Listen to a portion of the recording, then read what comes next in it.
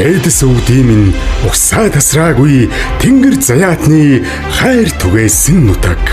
Унган багын дурсамжийг мөхөлсөн ухаант богдий минь хүйг дарсан нутга.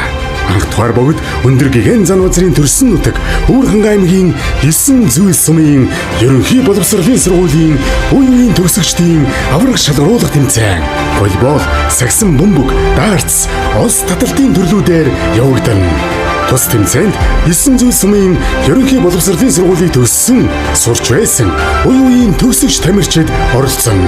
Зохион байгуулагч Чожамц, Баццэцэг, Цэцэгмаа, Дулам Жав багштай 2001 оны төгсөлт 9 зүйл сумын ерөнхий боловсролын сургуулийн үеийн төгсөгчдийн аврах шалгаруулах тэмцээн 2026 оны 5 дугаар сарын 9, 10-ны өдрүүдэд модны 2-ын дунд замын дагуу байрлах Хавай спорт зааланд болно.